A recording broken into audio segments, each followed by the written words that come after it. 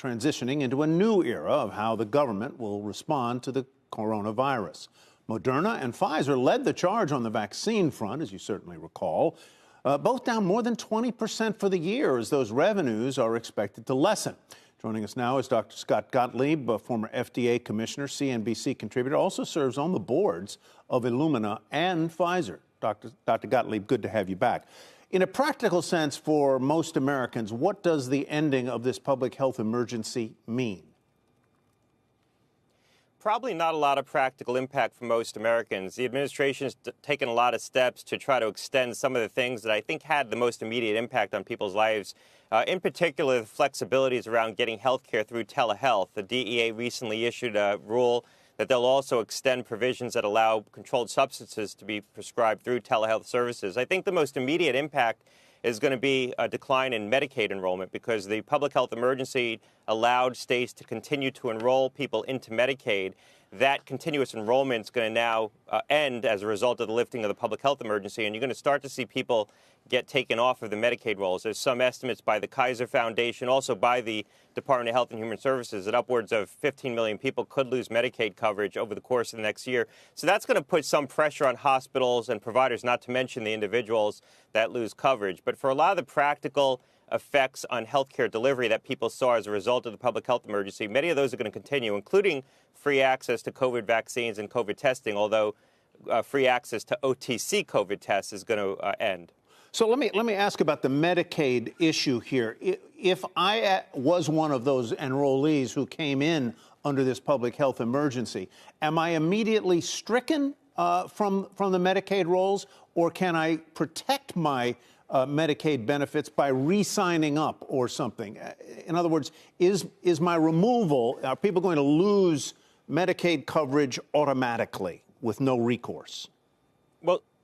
Right. Well, some people will lose coverage because there were expansions in eligibility, so they'll no longer be eligible for Medicaid. But other people are going to lose coverage because some automatic enrollment features that were in place as a result of the public health emergency are now being lifted.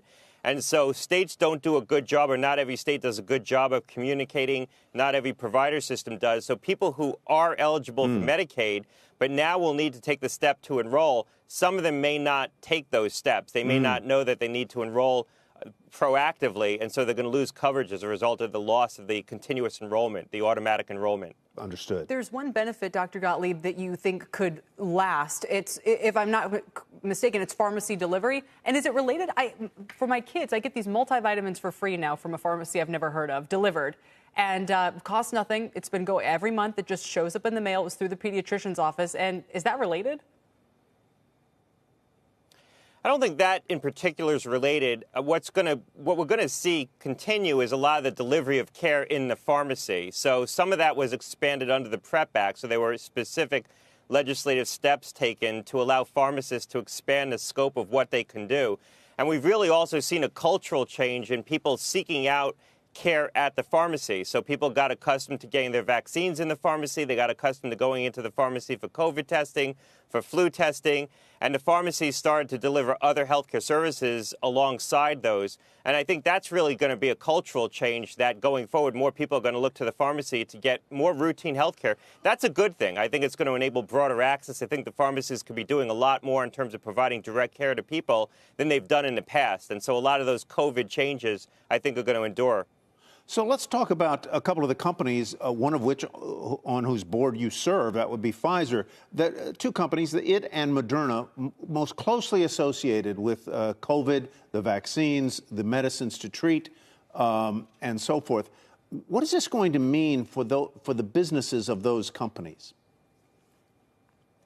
Hey, look, both companies, including the company I serve on the board of Pfizer, have put forward estimates in terms of what they think people are going to do when it comes to vaccination in the fall. We're going to have a decision by the FDA probably end of June as to whether or not we reformulate the COVID vaccine. I believe they will make a decision to do that based on the current variants. And there'll be a recommendation for people to get vaccinated, to get boosters in the fall, those who are vulnerable to COVID. So I think that there will be a cycle of vaccination, at least for the foreseeable future.